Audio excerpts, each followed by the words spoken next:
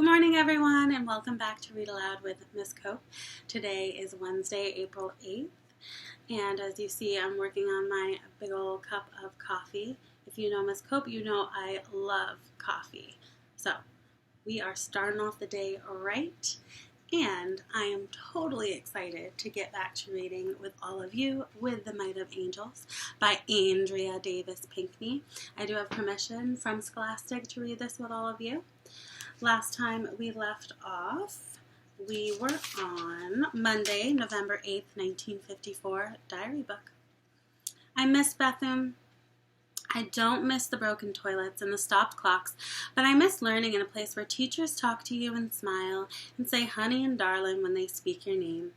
And I miss just being at school, not being a Negro at school. I miss teachers who call on you in class and work hard to help you get the right answers, and who know you're paying attention and trying your best. Those are the same teachers who can always find a way out of no way. Even with ripped books, they taught us somehow. I miss the simple dignity everyone has at Bethune, and the self-respect we were made to have by our teachers. Here's what else I miss. Every man, woman, and child at Bethune has beautiful dark skin, same as mine. They are all shades on the color rainbow. Everything from butterscotch to baker's chocolate, all sweet. Nobody looks at you funny at Bethune, and every man, woman, and child who steps foot in that school takes pride in knowing about Mary McLeod Bethune and what she accomplished and stood up for. I miss that too. If you ask any kid at Prettyman who their school is named after, they'll tell you that Ronald Prettyman was a rich Virginian who made his money in the pork rind business and built the school so he could have a building named after himself. As bad as I want to learn what it takes to be a doctor, and as keen as I am to someday get myself into college, I am doing it by attending school built from the skin of pigs. That's what pork rinds are, the skin of pigs, and they're fried. Wednesday, November 10th, 1954, diary book. Daddy's still out of work. Mama's taken in extra laundry. Our house is filled with sheets, table linens, and collars and cuffs. After school, I help Mama hang shirts to dry. 2 clothespins at each shoulder, she told me today, pressing the pins onto the bleached cotton corners, showing me how it's done. There's more wind at this time of year, Mama said. Our wash line has become a parade of sleeves waving at the Virginia breeze, flapping hello in the cold. Friday, November 12th, 1954, diary book. Today, when I emptied the chalk water in the janitor's closet sink, I set eyes on the best sight ever. It was a small thing, but a big thing too. I don't know where it came from, but there it was, tucked into the crevice where the sink meets the wall. A Jackie Robinson baseball card, same as mine. Oh, and now I know why the hall floors of Prettyman shine so brightly. Our janitor, whoever he is, has got 5 mops standing proud as a parade in his closet. Saturday, November 13th, 1954, diary book. The only time I've ever heard Mama and Daddy argue was when Daddy told Mama that from now on he was only putting a penny in the collection plate at church because he had a feeling that some of his hard-earned money was going into the gas tank of Reverend Collier's Pontiac. Tonight, after the dishes had been cleared and washed, Daddy and Mama had angry words between them. Goober and I had long since gone to bed, but I hadn't been able to sleep. Too much on my mind. Daddy said, white folks have been against us for too long, Loretta. When I was a boy, they humiliated my own daddy, and he felt powerless. My father couldn't keep whites from undermining him, and nothing's changed. Now I feel powerless. I can't get a job because of the hatred of those people and their feelings about Donnie's integration into Prettyman. With her at that school, how am I supposed to earn a living and keep my integrity as a man? Mama was quick to speak. Curtis, this isn't about you. Daddy tried to get in the next word, but Mama wasn't having it. Loretta, I'm talking now. Daddy got quiet. Mama said, "What do you mean nothing's changed? Everything's changed. And Dawnie's making the change possible. Our daughter wants this. She is as smart and as capable as any of those white children, and she deserves what that school has to offer. Have you seen the books she's bringing home? The materials are better at Prettyman. That school's got higher level math and a science lab." That made Daddy even madder. "Somebody needs to go into that science lab and whip up a peace potion that will make all kinds of people get along." Mama said, "Where's your faith, Curtis? I'm taking in extra laundry. We'll make ends meet. Work at Sutter's Dairy or any job doesn't give you your integrity as a man. Dawnie is being watched over with the might of angels, and so are we. I believe that the Lord has chosen our child to be at that school." Daddy snapped. "I know it's not Dawnie's fault, but where were those angels when I lost my job?" Now Mama was really yelling, "Enough, Curtis, enough!" Goober must have heard Mama and Daddy fighting. He came into my room, folded himself into the corner near my night table. Without looking, he reached up, fished around the night table's top. He slid my pink curlers onto each one of his fingers. "They hurt," he said. Monday, November 16th, 1954, diary book. Today, Daddy walked me to school like always. Waddle was waiting. She watched and listened to me and Daddy talk. I blurted, "It's because of me that you got fired, isn't it? I'm going back to Bethune." I started to cry, but yanked in a hard breath, bit hard too on my lip. You would have thought a baseball had smashed through the front window of a car. Daddy stopped walking just like that. He knelt down to where he could look at me in my face. "It's because of you that I have the strength to keep my head up," Daddy said. "It's because of you that I told Mr. Sutter he could let me go, that I was not pulling my daughter out of a school where she belongs and has a right to attend." Daddy thumbed my chin. "It's because of you that I walk the path to Prettyman every morning with the pride of 10 men. But," Daddy put a finger to my lips to shush me, "but is a word best left for doubters and quitters and weak-willed souls. I am not a doubter, Dawnie. You are not a quitter. We are not weak-willed." Daddy stood up. He cupped my hand, gave it a gentle tug, and we walked. Tuesday, November 16th, 1954, diary book. Daddy's right. I'm no doubter or quitter, but today I was tested on both those things. When I got to science class, Mrs. Elmer told us to take our seats quickly and that she'd be handing out our midterm test. "Get settled, students. We don't want to waste any time getting started," she said. "The test is today." I asked. Mrs. Elmer set my test sheet in front of me. "Today," was all she said.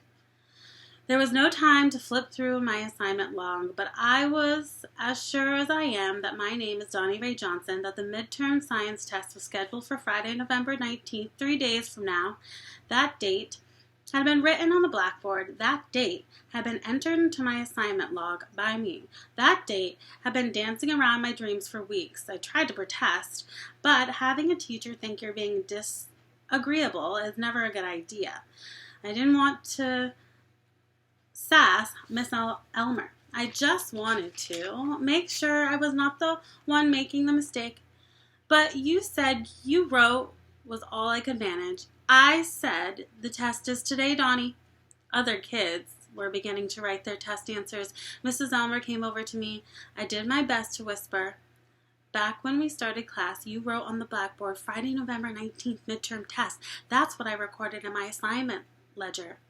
"Are you back-talking me, Dawnie?" "No, ma'am," Mrs. Elmer explained. "The test date change was announced last week before everyone lined up for recess. That's when I clap erasers," I told Miss Elmer. I wasn't whispering anymore. "I never heard about the change. I'm no crybaby," but my voice had a whine to it. Mrs. Elmer said, "It's your responsibility to stay up on assignments, Dawnie. Besides your lab part, it was supposed to apprise you of the new date." The time for taking the test was sliding away quickly. I was already behind. I needed to get started. or I wouldn't finish the test. I set my pencil to work, but was it ever hard to concentrate?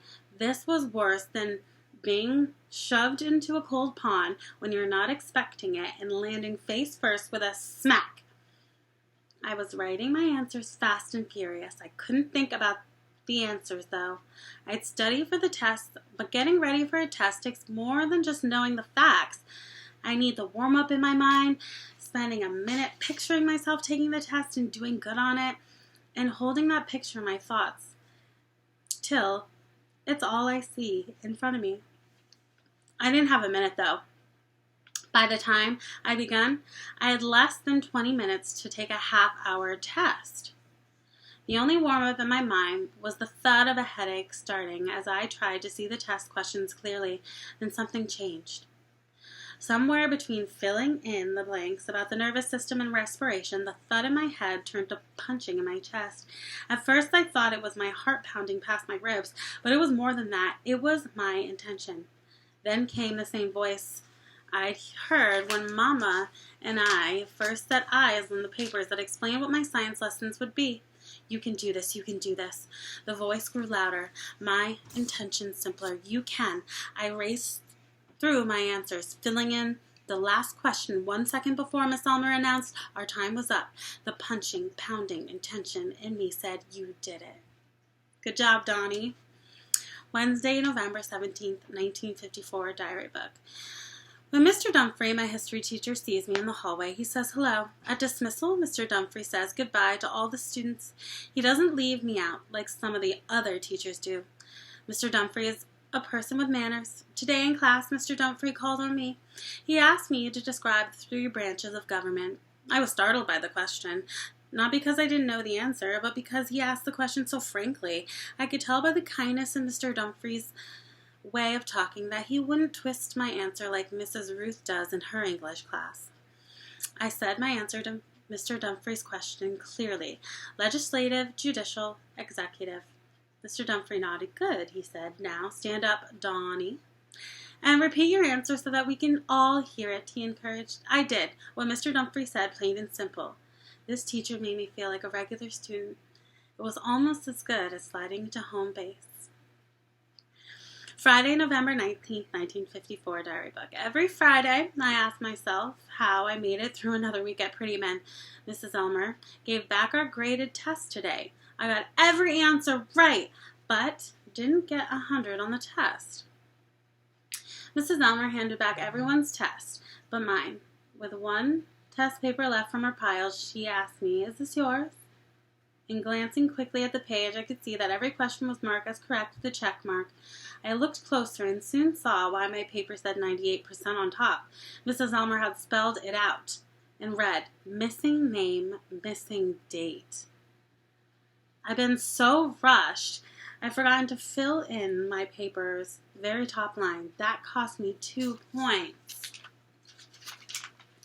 I admit it's not good to forget your name, but as far as the date goes, I sure as heck do not want to remember the day of that surprise test. Saturday, November 20th, 1954, diary book. If leaves were pennies, I'd be on my way to the rich man's bank. I raked more leaves today than I knew could even live on a tree. I saved 2 of the prettiest ones, a yellow leaf with red vines and a red leaf with yellow stems. They're opposites, but the same. While Mama pressed sheets and shirts from her customers, she let me iron each leaf into a square of wax paper. I looped a string of yarn through the top of each leaf and hung them in my bedroom window. When the light hits them just right, those leaves are as bright as the stained glass without a Shepherd's Way Baptist Church on a sunny day.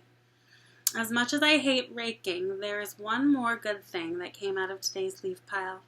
I found a frog.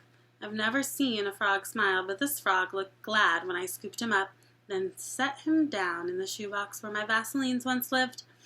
I felt it was only fair to warn the frog that he wouldn't be in the shoebox for long, and that he would be devoting his life to a higher purpose.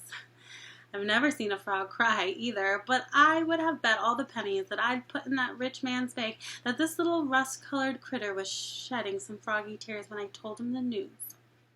Tuesday, November 23rd, 1954. Diary book.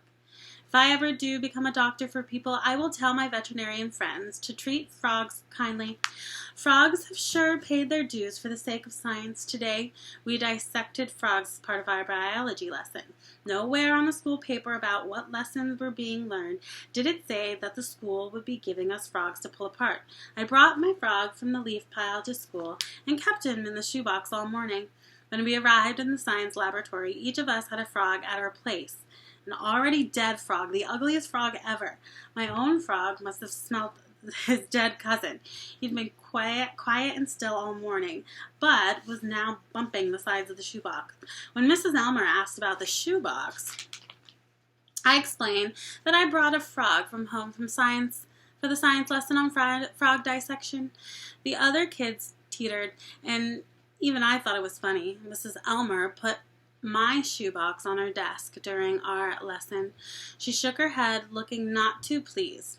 The already dead frogs were the palest pink and scrawny. By the looks of them, they had been fed some bad flies and had died of amphibian indigestion. Those frogs had had a hard life, it seemed. They could not have been from the pond near Ormond's pasture, or Hadley even, and those already dead frogs were the stinkiest things. Oh boy, stinky. Each frog was on its back, arms spread, eyes open, mouth wide, and, man's sakes, the frogs had already been sliced open down the belly. The way those frogs' eyes were rolled upward, I was certain each one of them had been praying to heaven before being killed in the name of biology. Mrs. Elmer instructed us to first wash our hands, then to put on the safety goggles. Then she walked us through our lesson. She kept calling the frogs specimens. We had to look at a large frog line drawn at the front of the room and identify our frogs. Stomachs, livers, and hearts. I think my frog from the leaf pile was watching out one of the holes I'd cut in the sides of the box. He was tapping during the entire lesson. Nobody seemed to notice but me. As sorry as I felt for those already dead frogs, I liked poking around their innards. My frog's stomach swelled out from him like a little balloon. Now I know where all those flies go, and by looking real close at the belly of my already dead frog, I could see how fried pickles work their way through my own tummy. I like this thing called biology. After class, Mrs. Elmer gave me back my shoebox, which I kept under my desk until the school day ended. As soon as I got home, I let my frog free into the pile of leaves. There is no doubt he was wearing a frog grid. Get on now, I warned. Prettyman's on the lookout for specimens. Later, at supper, I told my family about the already dead frog and the frog's pinky innards. I even drew a picture on my napkin, just like the picture in our classroom. Mama said no drawing at the table. Daddy said, let the child show off how much she knows. Goober asked, do frogs eat peanuts? All right, friends, we're going to stop it there. I hope you enjoy the rest of your day, and thanks for tuning in and listening to me read. I will see you tomorrow. Toodles!